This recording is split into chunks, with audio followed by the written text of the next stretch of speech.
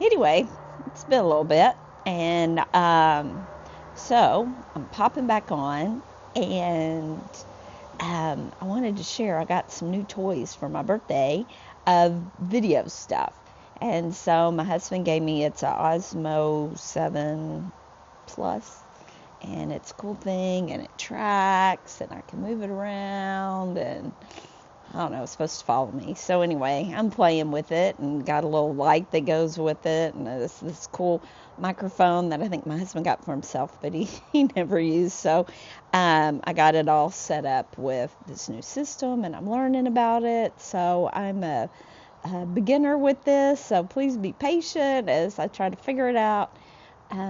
But I want to do more videos and be more active on my channel with just kind of my thoughts and being curious, and especially with deconstructing from the church and just, all that's been ingrained in me, and just being curious and how it relates in our world today and where I'm at today. But so I'm wanting to do more just walks on the beach and being more active, as we're taking care of an elderly parent. It'd be like, it just gives you incentive to be like, I need to be more active, than what I'm doing.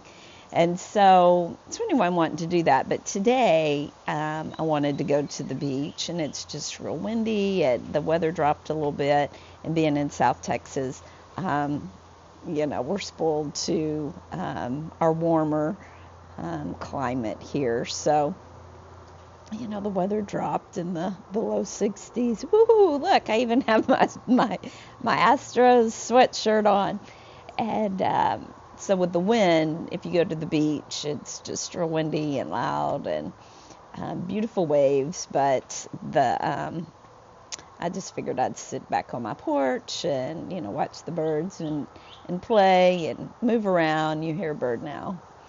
So anyway, my new thing that I've been curious about is where I'm at today is giving our power away.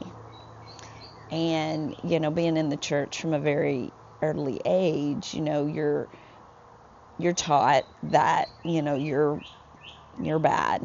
You were born with sin, even though you were created in God's image, but yet somehow he put sin in you.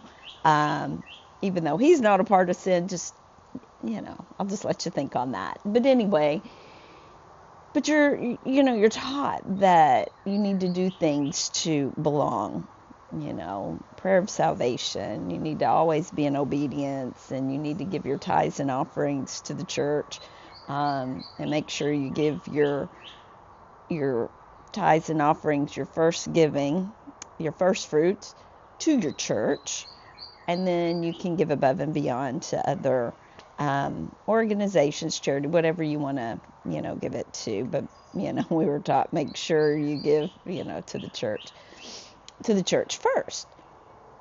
And, so just growing up with that mentality, and it's just sad when I run into friends and different things and ask how they're doing. If they're struggling, they'll be like, oh, I'm just waiting on God to give me an answer. I'm waiting on God for this, and I won't do anything until I hear from God or the leaders in the church or whatever.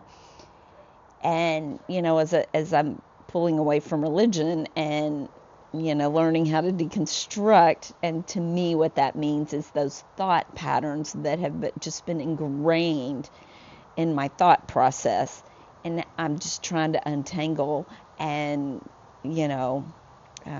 choose differently, live differently, believe differently, and be more connected to myself, because I truly believe that we are a part of God. We've always been, and God being the universe, I think a lot of us put him as a man, but I think it's so much bigger than, and we're a part of that, seeing Artemis, circling the moon, and just seeing the beautiful images, that they captured, and just the vastness, just how huge the universe is, and that is God, universe, whatever you want to call it, and we're a part of that. Everything, we're all connected, but yet, being raised in the church, it's like you're disconnected. You're born with a hole in your heart, and the only thing to fix that is something outside of yourself you need to bring to yourself, instead of, where I'm at now is being awakened to my true self and the power within me, and that I'm already a connection of God. I mean, there's nothing that can separate that, and I have the power to choose. And when I'm aligned, when it feels right, in my heart I'm at peace, I move forward with a decision versus always sitting back and waiting for an answer outside of myself. And it just reminds me kind of now of, especially with the tithing thing, that really gets to me, because just thinking, I was talking to my husband, it was like, if we would have invested that money, not that we wouldn't give to the church, but I mean, we were a part of the church, part of leadership. We were told at one point in our life, when we just had a baby and finances were tight, trying to figure out, how to live, with a new baby and all that expenses that you had to deal with. But yet we were called on the carpet with, hey, we see you're cutting back. You need to make sure you give your 10%, or else, I don't know, we're going to be in trouble. And I look back, but back then it was like, oh yeah, you are right. Oh my gosh, we're in disobedience, and in disobedience you get punished, right? And so it's like, well, no wonder we're having financial difficulties, because we withheld from God and we should be punished. And that's a horrible way to live. But yet we did, because always God is watching you, because you're told in church you got to be in obedience, and it just makes yourself small and you don't realize your power. And the weird thing is just in our world today and all the craziness, I keep thinking of the song, It's a Mad World. But even in politics, all over the world, it's like you got to be a part of this team or that team. And we're always trying to convince the other team, I just call them a team, the other team, hey, you got to get on board with the way I think, and this political party, or this conspiracy theory, or whatever's going on. I honestly believe that there's powers above what we're seeing that are truly in charge. And so it's like, we think, if we just knew the truth, we could get everybody on our side and do something. I do believe we need to show up as ourselves, but not to fight, not to argue.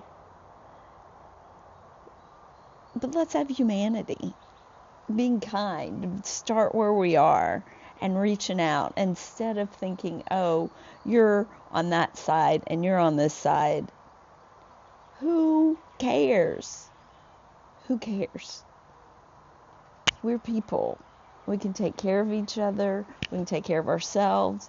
And we're powerful to make our own decisions, right?